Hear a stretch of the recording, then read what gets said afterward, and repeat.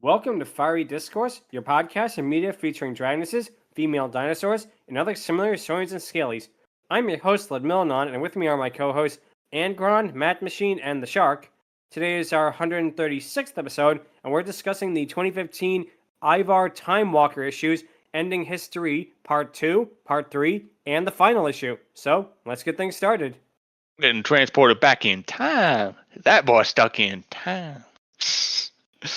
For those who know, you know. Also, Yeah. Shark. They gotta get back to the past, but they are no samurais. Yeah, and they're no masters of time and space like Hugh Neutron is, that's for sure. That too.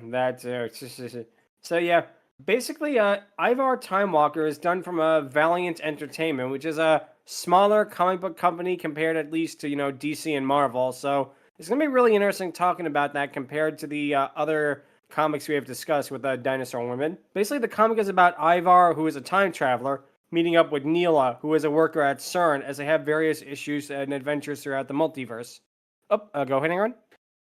Yeah, another thing to know about Valiant Comics, literally everything is conjoined. More so than even Skybound Comics, Image Comics, IGN, hell, even Archie Comics and DC and Marvel wish they were as conjoined as Valiant was. Yeah, like you said, it is one of those issues that really, you basically have to read every issue to find out what happens. So if it sounds a little bit disconjointed, it's because we're only talking about 3 issues, but it's a mini-series where pretty much every part of the mini-series is necessary, which pretty much is every mini-series, but I digress. So we're going to talk about the last 3 issues of the mini-series in this episode, and we'll start with the issue Ending History Part 2, which begins with them being stuck in their latest destination, which turns out to be an alternate universe where dinosaurs are the dominant species. And we have discussed about this topic many, many times on Fiery Discourse. We talked about it from everything from Back to the Future, the animated series, to the Fantastic Four.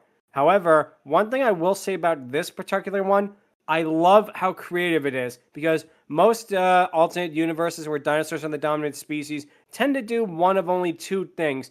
They either make them like 1-to-1 with modern times, or they basically have them still be in prehistoric times with like prehistoric versions of things. Or in the case of the Good Dinosaur, you don't do anything with the concept at all.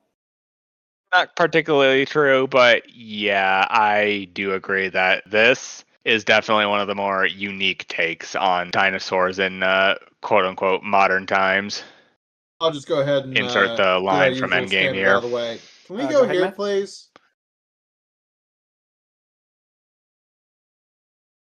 Yeah. Yes.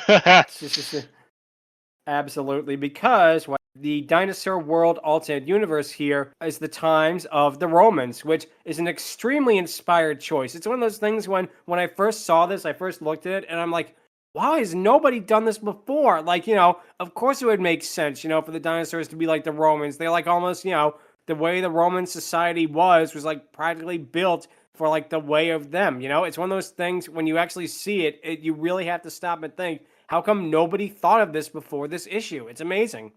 Yeah, it kind of makes me want to see other avenues explored. Like, I mean, Kyoryu pretty much has dinosaurs in like a post-apocalyptic Japan. So open the floodgates, why don't you? Yeah, exactly. Like you said, there are so many different settings and places that it can have the dinosaurs be in. It really, really can work out. Oh, go ahead, Shark. So now I'm thinking, if this is a universe where dinosaurs evolve into the whole thing, and now that Angron mentioned it, the whole Japan thing, I just can think of one thing. Is the Godzilla in this universe a giant human? My gosh, don't even go there. Don't even go there. Yeah, that definitely would be a unique thing to do. The issue begins with Ivar being carted off to the Colosseum along with several rat people.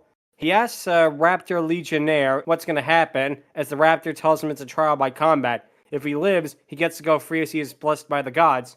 The Raptor then continues to say that the first to die are fed to the plebeians, and the longer that he lasts, he will be eaten by higher and higher ranking officials.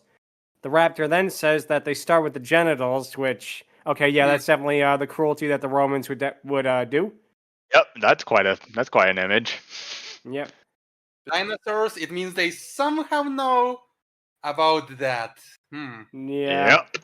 Well, alternate universe shenanigans like that definitely can happen. But What happens is the rat man tries to get out of this, saying that he is the slave of a senator and therefore should not be there. He kicks one of the legionnaires in the face, which causes 3 raptors to gorely devour him, and it's actually shown on panel too, so this is not a comic to give your little kids for Christmas, in other words. Yep. Yeah, when I saw that, I was like, oh, they actually went there. They definitely did. Ivar is shocked by this as he is led into a cell with another dinosaur asking what he is in for. Ivar says that he was just in the wrong place at the wrong time. His cellmate, an ankylosaurus, says that Caesar is getting more and more desperate to pluck and indict people for such minor crimes. Ivar asks what his fellow prisoner means by plucking, as the ankylosaurus says that they only left fur on the top of his head. Ivar says that is his natural appearance, as the ankylosaurus says they would give anything to have their feathers back. Ivar introduces himself to the dinosaur, who says their name is Ankh, and, well, there's a reason we're going to be talking about this comic in general, but you'll find out why a little later. Wink, wink. Yeah. Also, to not really spoil anything here, I will definitely admit that starting out, Ankh looked like one of those remorseful, brooding types who's been humbled by the Colosseum, and ultimately it felt like they were going to be one of the more unappealing characters. Luckily, though, as we'll learn later, that's not the case. Stay tuned for more. Definitely. Ankh says that they look forward to spending the last few hours they have with Ivar. And we then get such a really cool panel here because it shows all sorts of dinosaurs as Romans, with statues of emperors and gods everywhere, all the dinosaurs wearing togas. Larger herbivores like brontosauruses are used as beasts of burdens, and to just show how much detail they put into us, they actually have SPQR underneath the giant statue of like the pterodactyl, which is kind of like how the Roman statue had it, as it was like eagles there. And just the attention to the detail here. The amount of world building in these 2 panels alone are so amazing. They really look good. You know, like, there is more world building in these 2 panels than there are in a lot of feature-length films, you know? And it really makes me want to see an animated version of this, just to see this, like, move, and basically, like, with voices and that, you know? Because it is so effortlessly creative. You are pretty much speaking my language on this. I want to see an animated version of all this, because, like, I mean, it's not exactly to the world building that Jurassic League was, and also it is way beyond what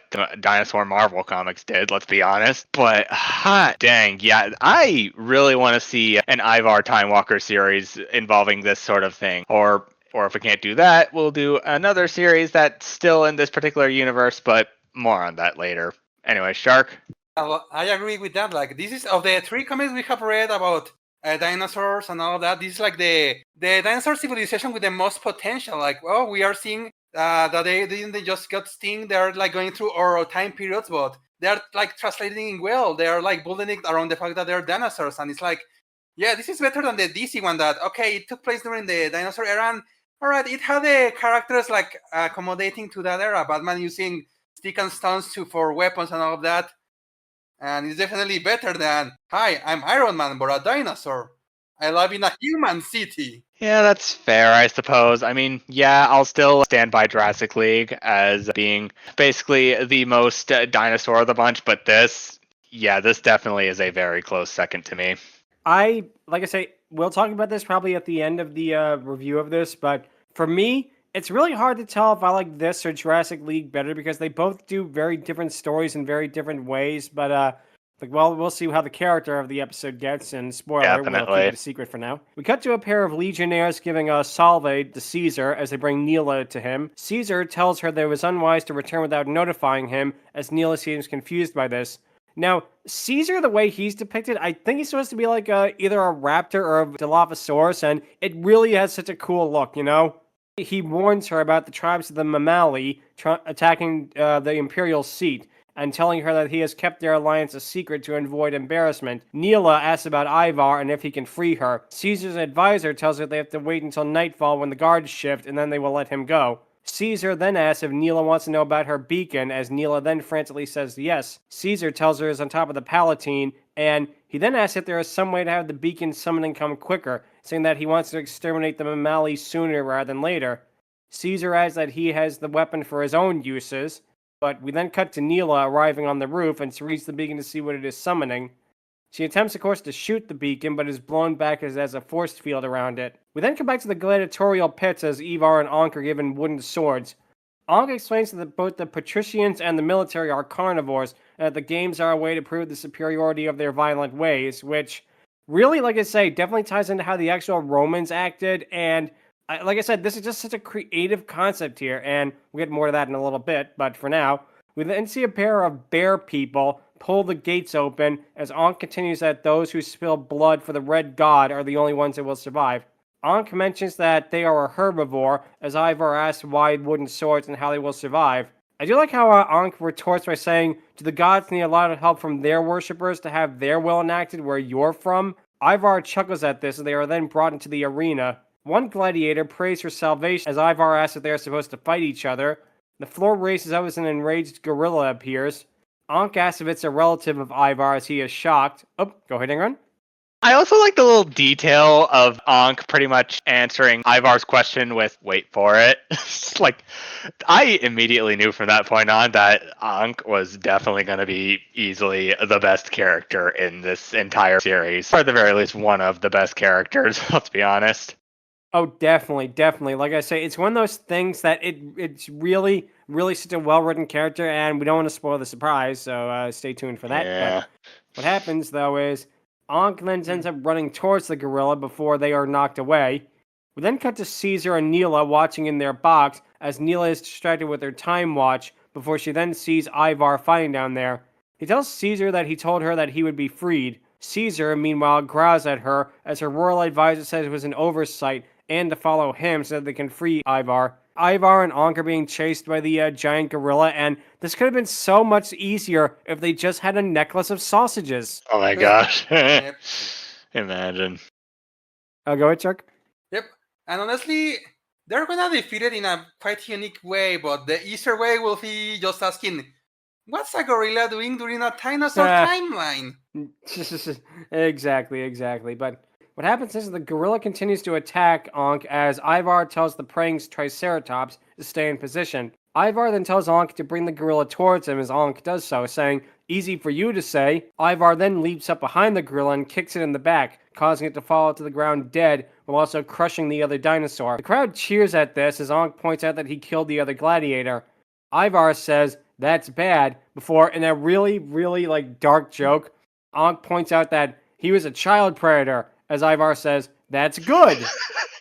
It's like, wow. It's like, yeah, this is definitely not a kid's comic. That is the darkest way you could get across the joke from Pokemon the movie 2000. Followed up by, they'll probably execute us now. That's bad, but I think we can kill our way out. That's good. Or is that bad? I love that joke so much. Anyways, go ahead, Math. At least they didn't get a corset yogurt. Normally, I'm all in Yeah, favor go of ahead, using a wood chipper, but I think that Squash by Gorilla is a nice replacement. We then see the Prometheans arrive, flanked by Neela, who is now wearing a futuristic outfit with the cybernetic head. She notes that the streets are crowded as the herbivores think that the mammali are going to take over. She says that the hammer that will destroy them shall fall tonight. Caesar is confused both by how she looks and how she appears, as Neela appears equally confused. We then see two tiger men fight off the gladiators and proclaiming their loyalty towards Caesar. The original Neela is brought down to the gladiatorial pits before the door is slammed shut. Neela tries telling them that she rules the Prometheans, but the advisor says that is why she must die. The royal advisors and a group of raptors are all planning to assassinate Caesar, saying that they're going to open the gates for the mammali and overthrow the carnivore government. Neela, meanwhile, demands that they wait, and in a really fun reference, she does this by holding out her hands like Owen in Jurassic World, which, I'm sorry, that actually got a good laugh out of me, that probably is the most iconic part of Jurassic World, for better or worse, but regardless, go ahead, Chuck. Now is that everything that happened to Caesar in our timeline is going to happen to the dinosaur Caesar in their timeline. Does that mean that in the dinosaur future there's going to be a pizza chain, dinosaur Caesar as its mascot? That definitely would be awesome to see.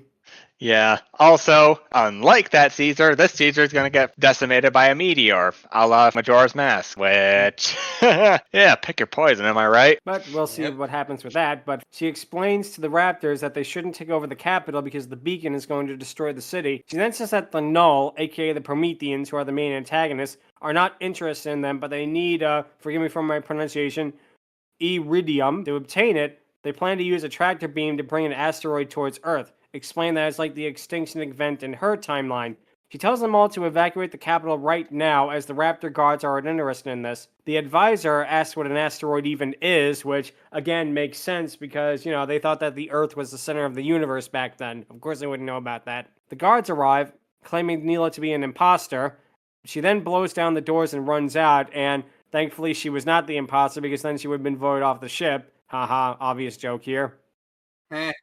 But we then come back to the arena where Ivar has slain the Tiger Man, leaving only him and Ankh left. The crowd cheers for one to kill the other, but Ankh refuses to fight any longer. Ankh says that they originally worked for Caesar to bring dinosaurs for the game. One day, Caesar told them to kill the mammal he brought there as a form of genocide. Ankh refused, which had Caesar arrest them and plucked all their scales out for the crime of freeing the prisoners. They then asked Ivar why empires fall, before saying that is because they can no longer believe their own lies. The crowd all boos at Ankh as they say that Ivar should kill them. Caesar pulls out an arrow, saying that their red god will be satisfied no matter what. Ankh takes an arrow to the leg, thankfully not the knee, because that is a very old and dated joke, as they collapse to the Yep. ground.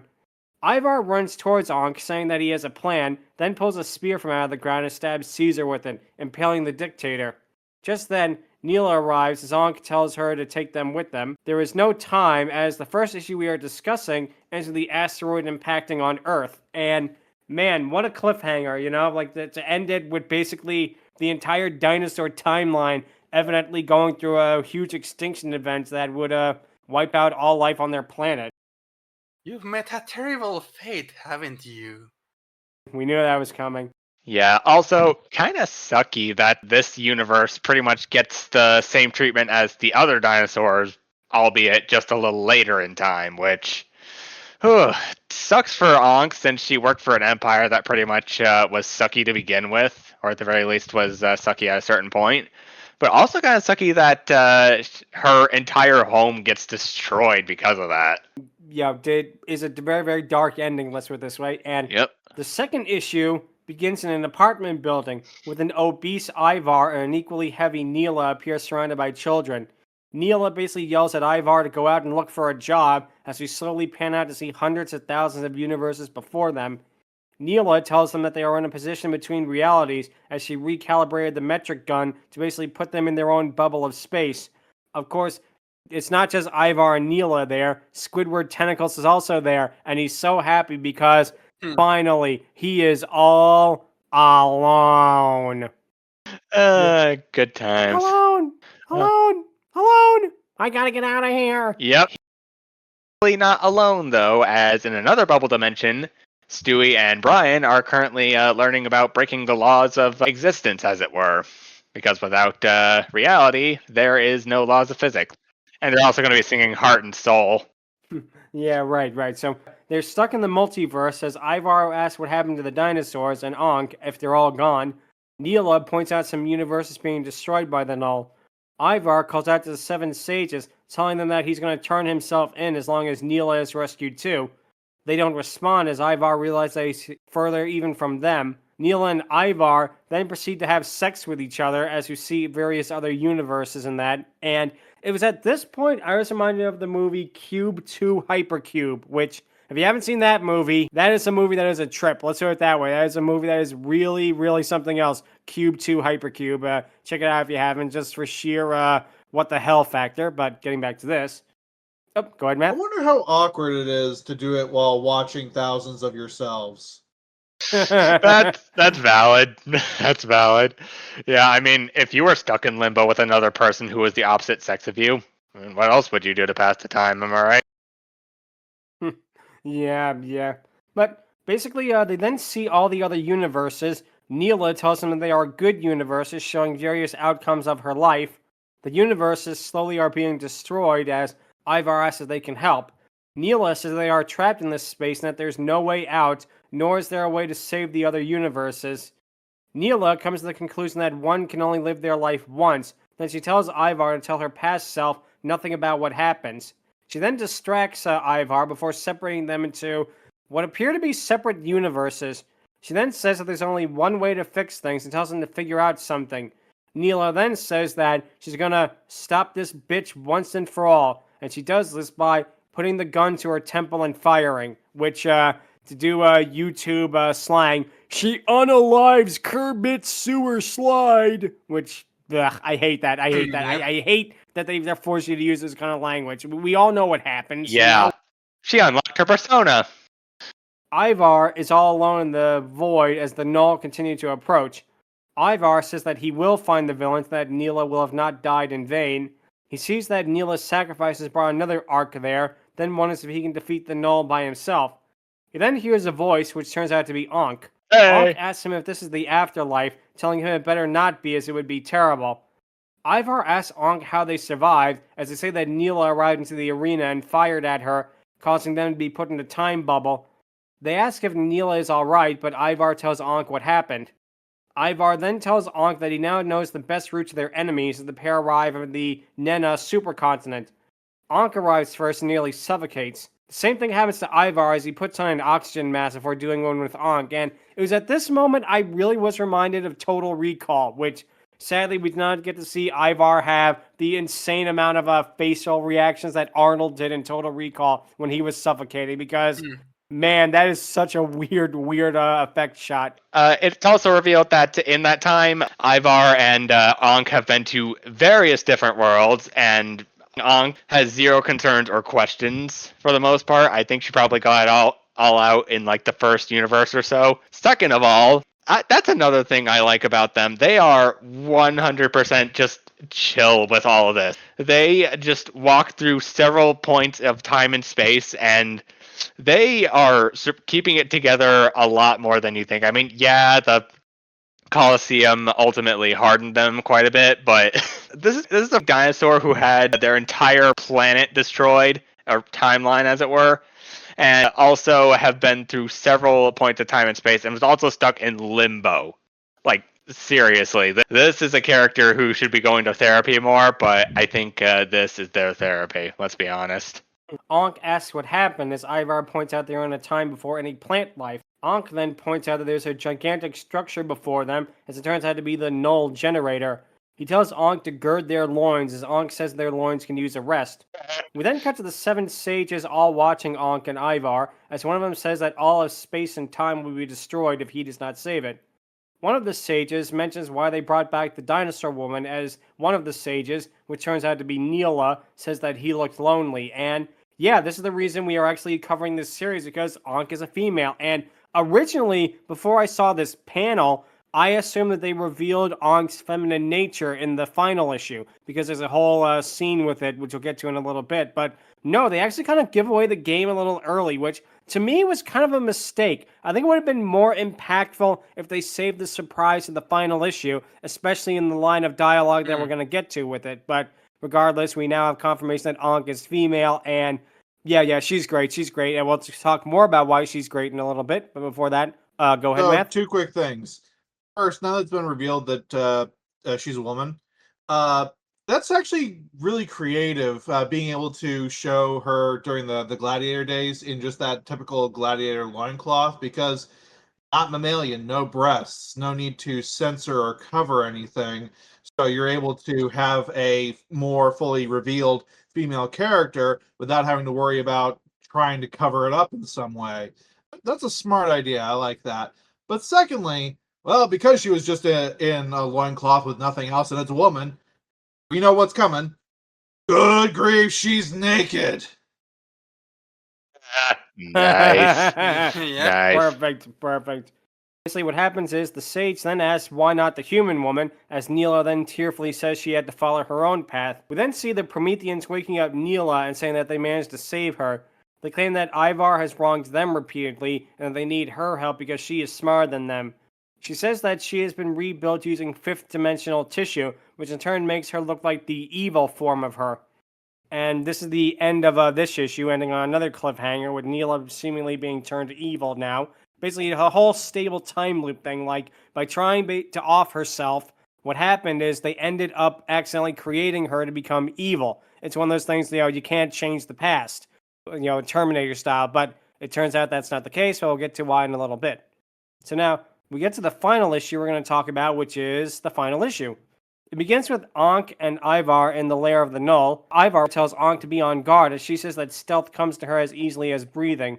And I will say this, we originally had, good grief, she's naked. Now we have she thick, because, man, they really had fun drawing her with her rotund and somewhat bottom-heavy form, too, especially in, like, the jumpsuit she's wearing, kind of like a sort of a Cosma kind of deal. It really, really gives her a more rotund appearance, and I'm all for it. I am 100% all for that, because, wow, she looks great like that. Yeah, and it makes sense, too. Again, she and Ivar have been walking through a lot of different timelines, so in that time, she's no doubt had a bit of time to just sit down, grab a pretty hefty meal, or few, and, just get back a lot of that body mass that she lost. So, makes sense. I also like the thing in the comic where Ivar is looking for the null generator and Ankh asks him what it looks like, and he struggles, and she's just immediately like, you don't know what it looks like, do you? Not even close. I was just about to say, I love that look of her annoyance on her face. And again, for the fact that, the art style is so well done too, because she has so much emotion despite having such a reptilian face. Yeah. It really, really is so great. Anyway, go ahead, Matt. This was true in the Gladiator arena, but it looks even more so the case with the cyberpunk outfit that she's wearing.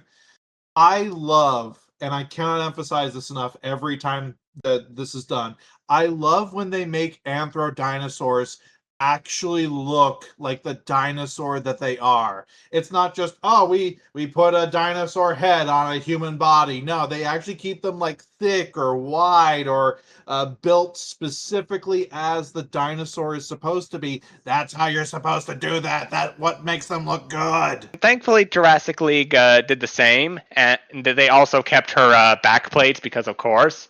But yeah, I definitely love when they do that as well. Anyway, Shark? Yes, something really great about her is that these little like comments she made about you don't even look what it looks like, right?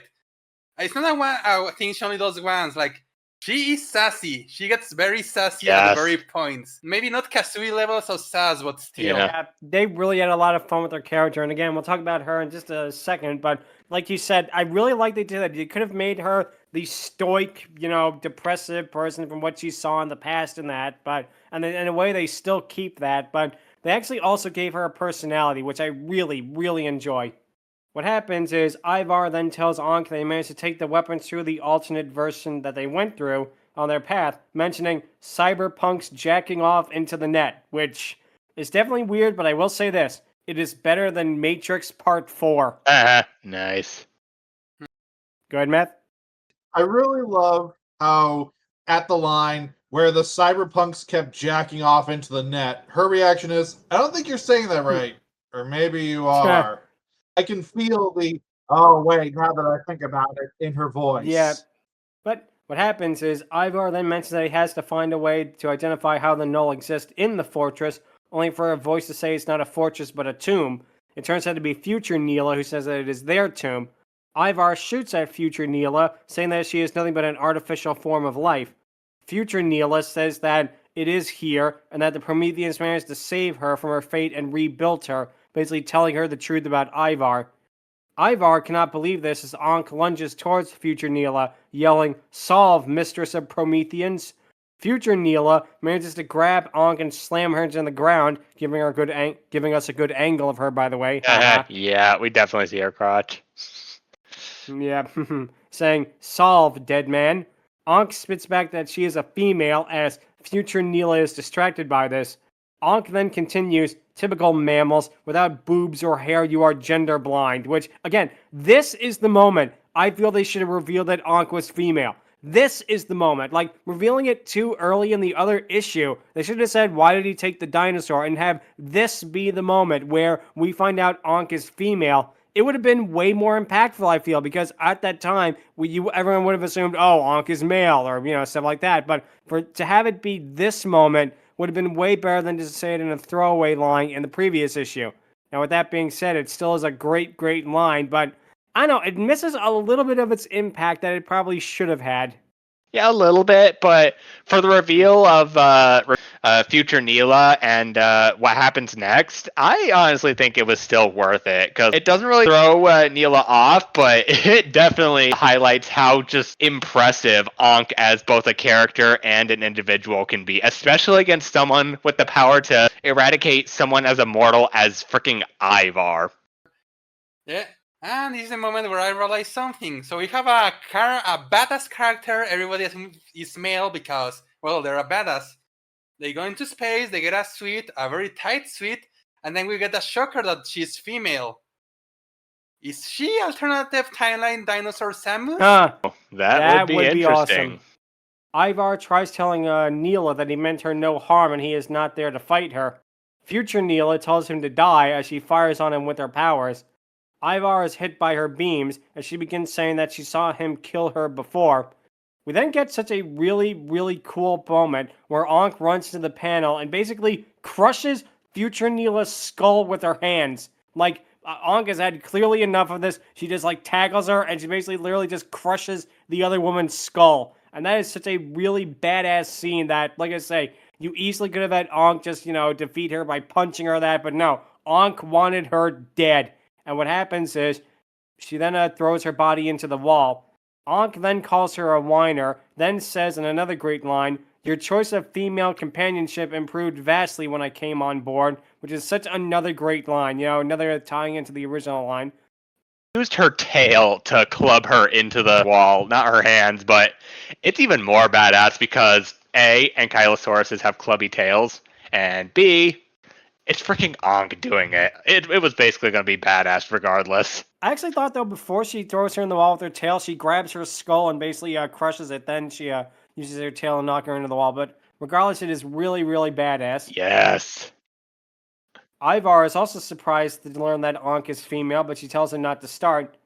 Ivar then asks if that was the original Neela, as Ankh says she has an argument against that, then notes several arguments. It turns out that there's at least hundreds of other future Neelas arriving, as they all run towards Ivar. He then says that is how Neela could appear in her world after she and Ivar died, as the Null have been cloning them. Ankh sarcastically tells Ivar not to confuse her before she dies, and yeah, basically this comic book is now turned into the Tom Cruise movie Oblivion. And one thing I will say, Ankh and Ivar are definitely an effective team. Yeah, it is definitely one of those Cowboy Bebop-esque sort of things where you got a slimmer, faster kick-ass with the giant, more sensible person who is pretty much a sweetheart deep down, but also has enough sass and a tragic backstory. Don't forget that. But yeah, basically that's what Ankh ultimately is in here, and yet they do so much with her than just make her the good cop, or at the very least, just pretty much your stereotypical side bulk. They do so much with her in this. Neela was just the cherry on top, let's put it that way, and you'll see what I mean later when we get to it, but oh, get ready, because it's gonna get wild. So as they are all running away from the various Neelas and that, Ivar points out a wide variety of time arcs before them, and the Null are basically trying to end all timelines. The Neelas all chase them as Ivar tells Ankh to deal with the Prometheans while he'll take the Neelas. Basically, all the Prometheans arrive and basically surround her, and in another badass moment, Ankh just instantly just guns them down, not even saying a word, not even doing a action movie one-liner. She just instantly just whips out guns and blows them all to pieces, which is such a cool moment there. She then comes across what she thinks is a Neela generator before finding the real Neela in there. Neela then changes her appearance to look like how she did before being rebuilt by the Prometheans to prove that it is her. She explains that she basically ended her life in order to prevent this from happening, but it happened anyway. Of course, it being the whole stable time loop thing, you can't prevent the past, no fate, etc., sort of things like that. The Prometheans attempted to brainwash Neela into hating Ivar, but in a really cool twist, she still resisted it all the way through. We do not know if she did this by saying, "There are 4 lights." Your Star Trek reference for this episode, haha. But What happened is, since they couldn't, they basically just cloned her again and again and again and implanted memories at times where she would have had nothing but hatred towards Ivar. I do love Ank's simple reaction of rude to all that happening being great. Yeah, she can definitely take a situation like end of the world, Borg person wants to conquer everything or annihilate everything, and just be like, wow, that just sucks, bro. Like, she is such a calm character, and even in the face of pretty much annihilation, she's just absolutely vibing. Let's put it that way. Neela explains that the Ivar she knows are looking for the null generator, as Neela then explains that it is set at the beginning of the Big Bang, meaning they cannot reach it. We then see Ivar fighting off various future Neelas in different time periods, basically like in a futuristic city, then feudal Japan, then a western town and a prehistoric cave, and it's really cool. It's just such good action here. Like I say, there's not really much to talk about because it's really just an extended fight sequence, but it is so creative how they do the traveling through various timelines, and it's one of those things I wish more time travel media did. Like, I'm shocked Back to the Future never tried anything like that, you know?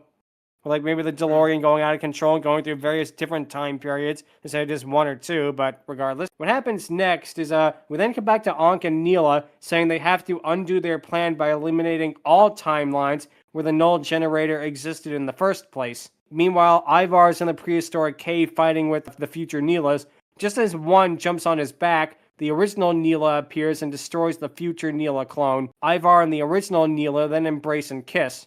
She then notes that the only timeline left without the null generator is the one where they can never be together in a relationship. Realizing that the fate of the universe is more important than their own fate, they resign themselves to it. And we get a moment that is both really sad and also comical in a way, with Ankh beginning to sob at this, saying how tragic it is that they have to sacrifice their relationship to save the universe as a whole. And the reason it's funny is because, I don't know, just thinking about the way they drew Ankh weeping is unintentionally funny. I don't know if it was meant to be comical, but it's something about that it's a little bit unintentionally funny, but regardless, it's still a really serious scene and a really, really good one as well. Oh, go ahead, Matt.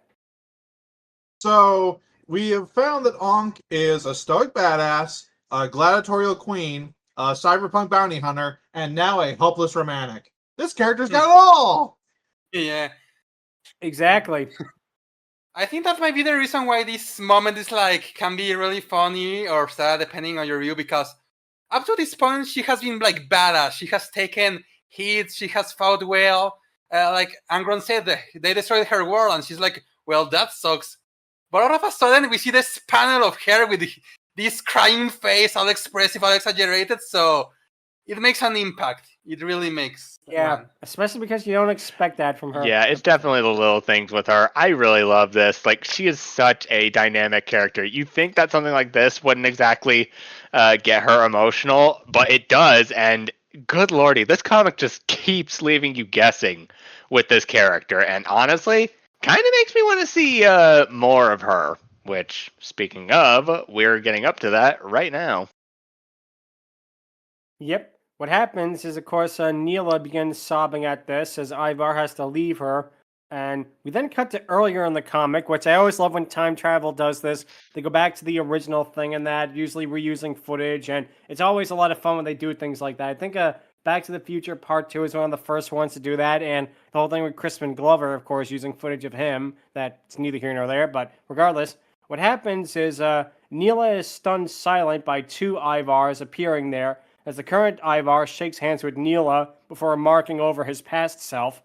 Neela asks what happens if you meet yourself, as the past Ivar says that she watches too many movies. One thing I will say, I am very glad this didn't follow by time cop rules, because then they would end up fusing together and becoming a weird red blob and then nothing, because, man, that movie is a weird one. Talk about geeks. I should have been on Broadway. Van Damme. But anyway, what happens is, Ivar then goes into a restaurant and sits down in there, basically accepting his fate. And at this point, I had to wonder, when did this become restaurant in another world? Nice. Nice.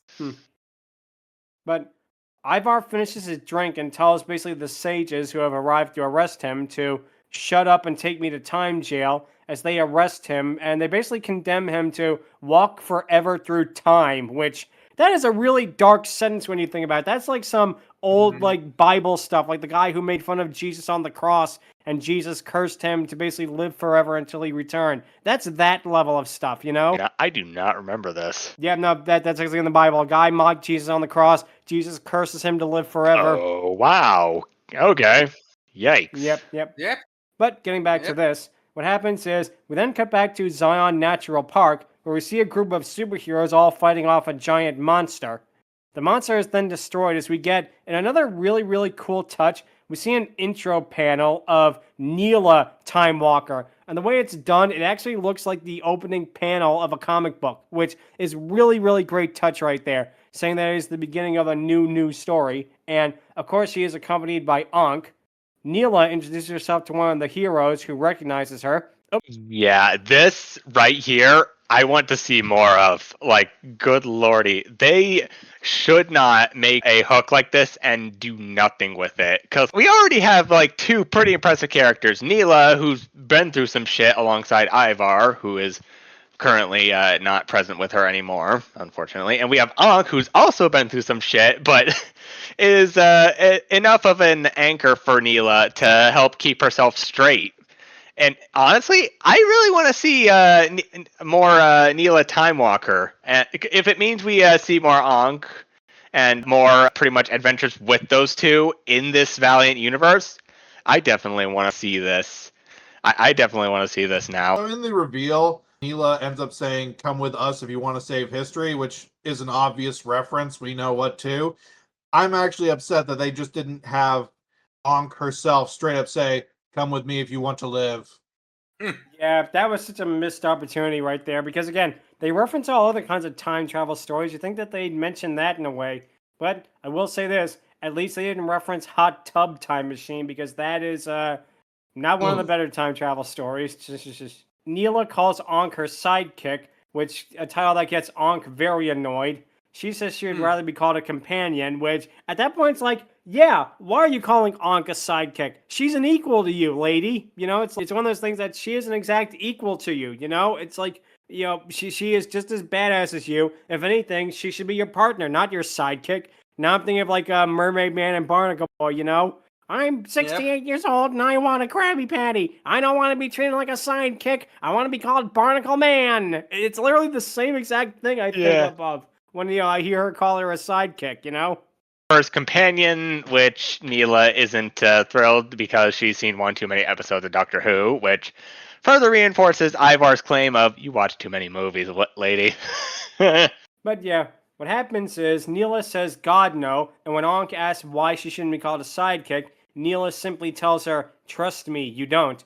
The comic book ends on a really sad and almost bitter note with Ivar watching this before basically returning to the time portal, cursed to wander the earth forever. And instead of a title card that has like the end, it ends with the infinity symbol.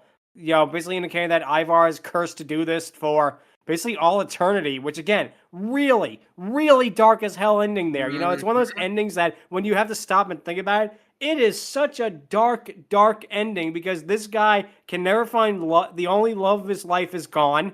Basically, everything he fought for is undone, okay, thankfully, but he can never be with her again, and he's forced basically to wander the earth and beyond, like forever. He can never find peace. It's one of those things that it is such a dark ending for this comic. I give him all the credit for actually going there, you know, going for such a dark, it's not so much a downer ending because you see that Neela and Ankh are basically the same thing that Ivar was, but for him himself, it is such a really sad ending, you know? They went all out with it.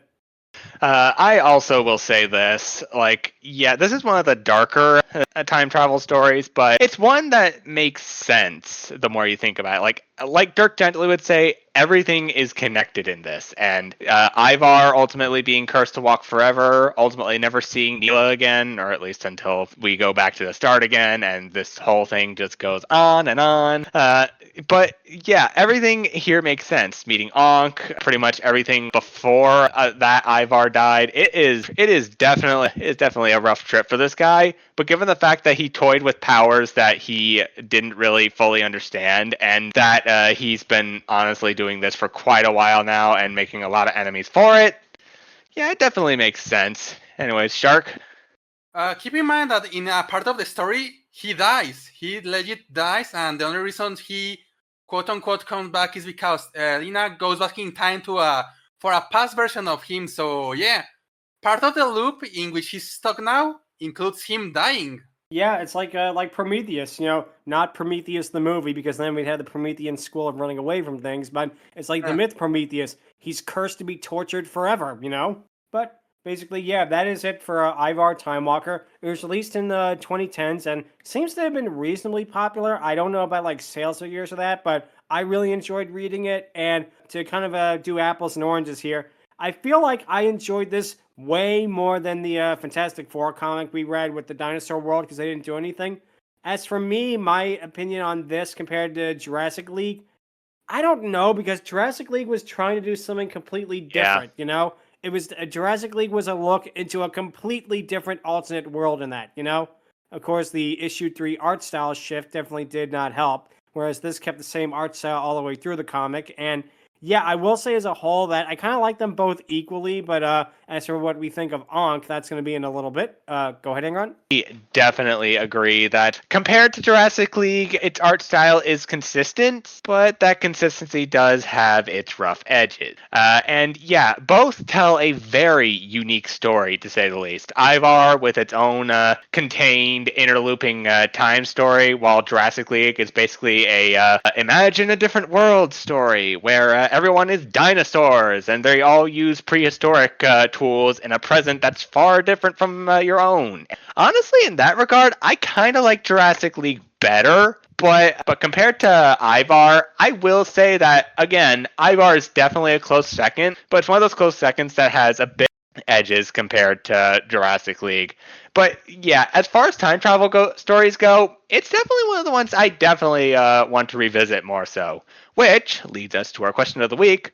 What is your favorite time-related stories? I am actually a slightly different than you guys. I would actually rate Ivar a little bit higher than Jurassic League because Jurassic League not suffered from, but it required you to know the DC superheroes to really get into it. It was relatively self-contained, but it did come with that required prior knowledge to really understand the nitty-gritty of what was going on. Whereas Ivar is completely self-contained, and you can know absolutely nothing going on and see all these dark material, great characters, surprisingly well-written story and all that, and you lose nothing and require no pre-knowledge. So it kind of has that advantage of it's standing on its own doing this all by itself rather than you need to have 20, 30, 40 years of DC history to understand the jokes, references, and storyline that's going on with Jurassic League. I feel it's a little bit of an introductory piece as well, introducing people to the idea of DC and the Justice League as a whole. Though I also will agree that introducing them as dinosaurs is a little bit of a double-edged sword. If you like dinosaurs, great. If you're planning on getting into DC, there are other issues that you can read that can introduce you to DC a little better compared to this. To the question of the week, which is, what is your favorite time travel story slash basically characters in that? And go first. Well, obviously, we are all probably going to answer with Back to the Future, so because that movie is perfect. Because yeah, the sequels are pretty good too. I don't care what anyone says. 2 and 3 are just as good. And for my answer, I'm going to pick not one that's really a favorite I mean, it is, but like I say, I actually like both versions of it. And I'm going to be, like I did last week, probably going with the classic here. I'm going to go with The Time Machine, the H.G. Wells story, The Time Machine, where the cinematic versions of it specifically. The one from 1960 is really, really a good movie, especially for its time. It had George Pal, who also did the Puppet Tunes. He did the animation for it, and not all of it looks good, but a lot of it, the effects are amazing, and how they depicted basically the Eli and the Morlocks in this is iconic. Basically, when you think of a Morlock from the story, you think of that, and the effects, the visual effects, like the time machine, the time dilation, is still so well done, considering the movie was done in 1960. I mean, that is something that is really, really amazing right there, and fun fact about that movie, the protagonist of the movie, Rod Taylor, would be better known 1 year later. He would play Pongo in 101 Dalmatians. Nice. and Philby, his friend from the Victorian era, and also then he later meets his identical son. He's played by Alan Young, who was Scrooge McDuck. Yeah, very interesting cast. And I also, a lot of people give it a lot of flack, but it's a movie I actually have a soft spot for, and that is the 2002 Time Machine movie, which is it worse in some ways? Yes, because I feel like some of the CG hasn't aged too great, and some of the story is a little dated, but at the same time, they were really, really progressive in a lot of other ways. Like I say, I liked the idea of, what happened with man's own folly not being nuclear weapons, but overdevelopment, which good way to update it for the time period.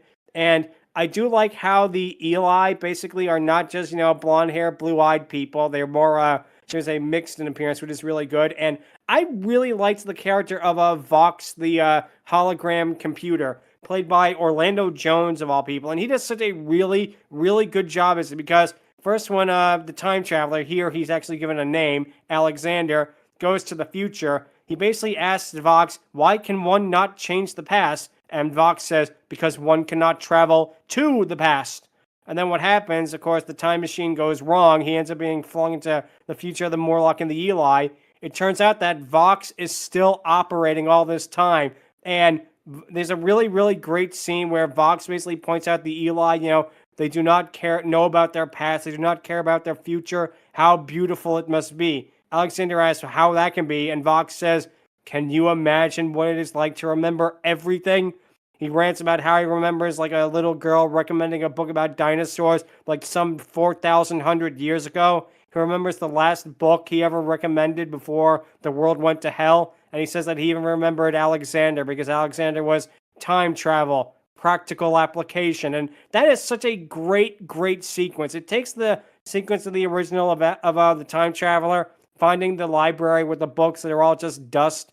It updates it in a really, really great way. It is one of those changes that really, I think, it actually improves the movie. Like, it's not perfect, but that's a change that I really, really like. And again, I feel the reason the Time Machine works is because it's such a simple story, and the remake, of course, adds a reason for the time traveler to travel through time, rather than just it being an experiment. But it's one of those things that I'm shocked we haven't gotten another adaptation of it. The last one we got was over 23 years ago now. You think someone would have stopped and said, oh, hey, the Time Machine, let's try doing a new version of it. Why not, And it's one of those things, too, that I'm really, really shocked they haven't done. And there's also the movie Time After Time with Malcolm McDowell, who we know from last week, basically playing H.G. Wells, traveling to modern California to try and hunt down Jack the Ripper, who also traveled through time. That's another really good movie, but that's going to be my pick. It's going to be the two Time Machine movies, the one from 1960 and the one from 2002. Again, sorry for ranting like I did last week, but things happen. Mm-hmm. So, Angron, what would your pick be for your favorite time travel story or your favorite time displaced story? One would be mistaken for assuming that I would immediately jump on the Back to the Future train. I am not. One would also be mistaken for going to Doctor Who, a series that I have grown up with a little bit and definitely enjoyed a 2000 edition, or continuation as it were. That's not going to be on here either. I am also going to give mention to Samurai Jack, which is my third favorite Cartoon Network show. And I am also going to give mention to Dungeons & Dragons, which is in of itself a time displacement story. But yeah, neither of those are going to be on here. Instead, allow me to propose an idea. It's one thing to ultimately simply travel through time to different locations, different eras, all that junk. But it's another thing for said eras to ultimately have like a time transit sort of thing. Going back and forth between those eras like it's a simple bus commute. Or, shall we say, a train commute. Ladies and gentlemen, Dinosaur Train. Yeah, this one was pretty obvious. I mean, come on. It's dinosaurs going on a mystical train, going through time tunnels, and pretty much exploring different eras of prehistoric Earth in the dinosaur eras. Like, of course I would ultimately include this. It's one of those time travel stories that's, yeah, educational, but it's also one of those things that I simply can't just. It's one of those things that makes time travel work for me. There's no problems, no time distortions, no paradoxes, none of that, thankfully. Because I'll be honest, that sort of thing, it's a nice exploration, but it causes more problems for me than anything else. And Dinosaur Train, luckily, doesn't have any of those problems. It just has a Jurassic Park spin-off, which honestly is pretty funny out of everything. Like, yeah, Universal was really cooking with that. But yeah, I'm gonna go with that, especially with the characters that export the conductor, Buddy, Tiny, Shiny, Don, all that, Mr. and Mrs. P, all that stuff. And also the various female dinosaurs that we are definitely going to cover later. But yeah, that's one of my answers. Another that just came to mind was Dr. Stone. Technically speaking, it's a sort of time capsule sort of deal, albeit everybody turns to stone and they wake up. But I also have to mention this anime as well, because this is basically the story of one Ishigami Senku who gets petrified alongside everyone else, and just so happens to be one of, if not the most talented scientists in his universe. This anime is pretty crazy. Like, what they do with all the science he has accumulated in his head, what they do with all the physics in this show is definitely amazing. Like, alongside other people, like fellow petrified classmates Taiju and Yuzuriha, new people in this world, surprisingly, like Chrome, Kohaku, and a bunch of other people, are also amazing. And just, good lordy, you'd think it would be just a simple educational series, but no, they actually add some seriousness to this. Like, there's a legit section that involves sulfuric acid and a sulfur spring that legit actually has deadliness to it. Like, he actually told a story where someone leaned down into a gas cloud and died. That is the level of seriousness, but it also has a pretty fun thing. And also, this is made by the same studio that made Godzilla and Jujutsu Kaisen. Of course I would be on board with this. But yeah, I'm going to pick those two. Dinosaur Train and Dr. Stone. Yeah, exactly. Like I say, one thing I do have to mention is that I really like when we pick things like that. Again, they're out of the box, like Dinosaur Train. It's one of those things, you don't think of it as a time travel story, but when you stop and think, it's like, oh yeah, that does make a Indeed. lot of sense. Yep. So that's a really great choice. Math, what is your pick? So, because we can include stories where it's a person displaced out of time, my obvious pick was going to be Samurai Jack, but I have talked way too much about that series over the history of the podcast. So instead, I'm going to include a show that did a Samurai Jack episode. Duck Dodgers in the 24th and a half century. Talking about awesome. Perfect. Last week's episode about space operas too. Duck Dodgers is such a great parody of everything, of time displacement, of space operas, of sci-fi in general. It was one of those shows made with love and reverence to the genres that it was spoofing like there was no tomorrow. And then they did a Samurai Jack episode too on top of that, and it was so hilarious watching that. This was, I believe, near when Samurai Jack was ending, and they just wanted to do a spoof of it. Imitated Tartakovsky's style pretty well, kept the Duck Dodgers humor, and even got Mako himself to voice the cat villain of the episode. It was great. Behold my messy hair of determination. Yeah, that is such a great choice right there. Because again, it really is a great show because it was lovingly. Like, I also love another example of that is the Green Lantern episode, which actually used a lot of the more obscure members of the Lantern Corps. You know, Freaking Q as Sinestro. Discord was Sinestro in that, and I love it.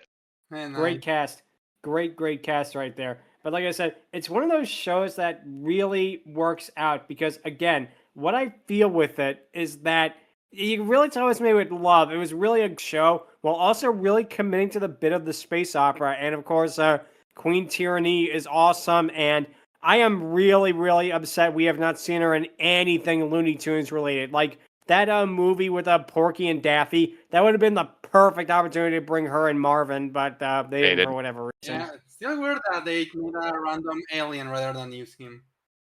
But yeah, that is a great, great choice right there. Again, I love the out of the box stuff like that. And normally I don't like when it's the Daffy is an asshole series. This works because it's doing what you're supposed to do with that. Everyone else is reacting to how stupid he is, rather than that being the focal point, or his stupidity being the focal point. Like I was gonna say, is that I feel like the problem is with like an asshole Daffy. It's some people who basically just worship everything that Chuck Jones did, and not saying that asshole Daffy isn't great, but I do like with like the more recent Looney Tunes cartoons in that we are getting back to more of like the hyperactive, just like crazy Daffy rather than the selfish, greedy Daffy. Because again, it's definitely a missed opportunity. They don't really do that, but regardless. So yeah, like I say, that is another great choice right there. Shark, what would your pick be for your favorite time travel story, aka time displaced story? Like I'm taking like stories about characters placing outside of their quote unquote original time. And well, the first one is a really classic one. It's the Futurama episode Roswell that ends well. In this episode, the Futurama team is sent back to the past after being between a nova energy explosion and microwave radiation that Fry was making, and they get sent back in time to basically the Roswell tank where they basically crash in the tank where they found an alien, and it resulted, it was our ship that they found. And then Professor Swanson was out, and that means that the alien they found was, and it cuts to Zoidberg in the military, and it's like, this is gonna be great. That is a great, great choice. I love that, because one thing I will say is with that episode, you have so many great Zoidberg moments. Like the part where Zoidberg is being operated, it's like, take my liver, I got 3 more. And I love the part with the, oh no, don't cut there, you'll ruin my speech. And then they start cutting faster. Yeah, and of course, the part where the president shows up, he bursts out, it's President Harry Truman, he bursts through a can of eggs and that, and basically, he gets sick on Goldberg and Zoidberg, and he says, like, the president is gagging on my gallbladder. Oh, what an honor. And it's such a great name. They're cutting his stomach, and then they remove a devil egg, and it's devil egg, and so they're like, wait, what? And he hits it on the same devil egg. The president is choking on my gallbladder. What an honor. Yeah. And the whole Leela and the professor go to buy a microwave, and Fry's from this era. I should speak like him, and she's like all this exaggerated, like, hey, we come for a microwave, can we get one? And the professor like making sexist comments, and she just turns on the oven and starts burning his tie. That is a great, great choice there, man. Futurama was so great, and the new one, I haven't seen the new one, but I remember the other one, the Comedy Central, wasn't as terrible as they said. It's not like perfect, but it's not the worst, I haven't seen the newer one, so I can't say about that, but regardless, man, that is another great choice right there. And the other one I want to mention is basically the living proof that season 4 of SpongeBob was on par with the first 3. Dunces and Dragons. Good lord, that has to be one of the funniest specials in the show. Oh, it is. It 100% is one of those things, because again, it has so many great moments. It has the part with the Squilly singing the king is bad, the king's to blame. That's a great moment. And again, the dragon jellyfish destroying the kingdom, and one of the fishes just being concerned that not the bowling alley. Perfect. And again, one thing with that show, with that episode in general, we almost covered it for the podcast, but we found out the dragon jellyfish technically was male, so sadly no SpongeBob episode, but there might be one day. So we'll definitely have to, definitely will have to see what happens with it. So yeah, like I said, it really, that's like 2 great choices right there. 2 great episodes of television shows. Yep. So basically, what happens is now we're gonna get to the patent pending Dragoness Scale. We're gonna rank Ankh, and yeah, I'm just gonna come out and say it. No point beating around the bush. No point basically acting the fool or anything like that.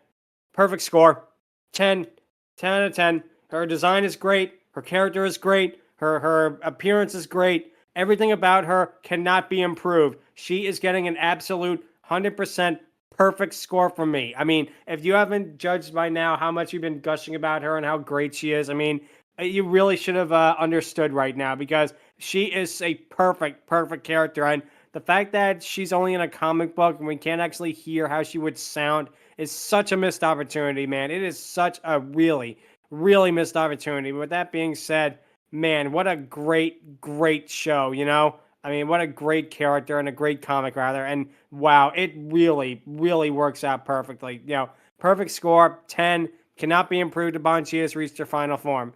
So, Like, seriously, my only nitpick with her is that they don't do really more with her.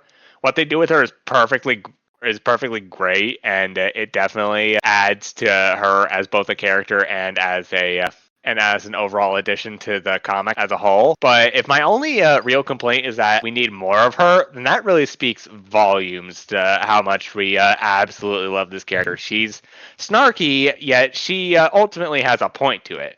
She's strong, yet she does have compassion. Like, there is just so much going on with her, and it's honestly freaking amazing. And I can't give her anything other than a 10, hands down. Math.